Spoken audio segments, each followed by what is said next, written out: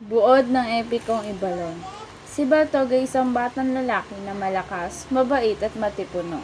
Siya ay anak ni Handyong, ang pinuno ng kanilang pamayanan. Isang araw, ikinuwento ng kanyang ama ang kaawa-awa nilang kalagayan sa lupain ng Samar. Napakarami nilang kaaway na laging dumarating upang sirain ang kanilang pananim at patayin ang kanilang mga alagang hayop. Namamatay ang mga tao sa gutom dahil sa kawalan ng pagkain. Ang natitira sa kanila ay hindi sapat upang umabot sa susunod na pag-aani. Pagod nang lumaban ng mga tao, anak. Sabi ng kanyang ama. Gusto nila ng payapang buhay na walang gutom na gumagala sa paligid. Ang ating mga hayop ay kumukonti ng kumukonti araw-araw. Kapag nagpatuloy ang ganitong sitwasyon, ay mamamatay tayong lahat sa gutom. Ano ang gusto mong ipagawa sa akin, ama? Tanong ni Baltog. Tumingin ng diretso sa kanyang mata ang kanyang ama at hinawakan nito ang kanyang balikat. Humanap ka ng lugar kung saan makakapamuhay tayong panatag at payapa. Iginala ni Baltog ang mga mata. Nakita niya ang mga tao sa kanilang kaawa-awang kalagayan. Nakita niya ang gutom at sa mukha ng bawat bata. Nakita niya ang panghihina sa bawat mukha ng ama at ina. Siya din ay nalungkot. Masyado na akong matanda, kaya inaatang ko na ito sa iyong mga balikat. Bata ka pa, malakas at matapang. Alam kong magagawa mo ito para sa akin at sa ating mga mamamayan. Ibinigay ni Handyong ang basbas kay Baltog. Naglayag si Baltog kinagabihan sakay ng isang maliit na bangka na magdadala sa kanya sa isang lugar na tinatawag na Kabikulan.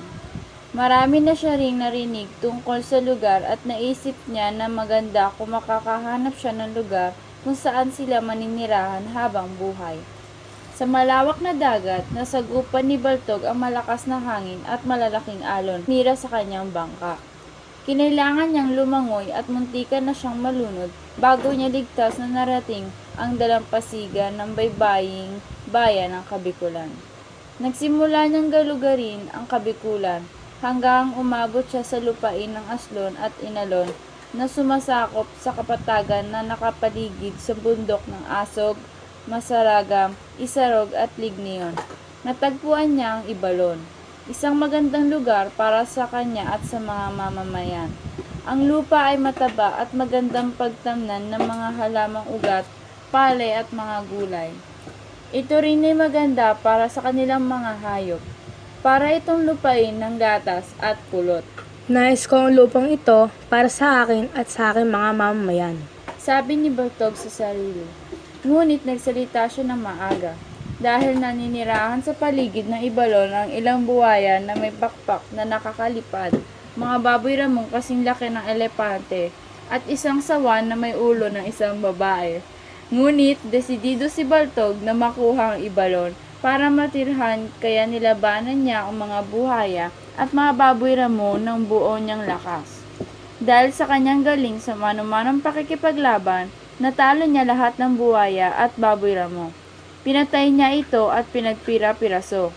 Ngunit, ang sawan na may ulo ng babae ay nakatakas at humanap ng ibang matitirahan.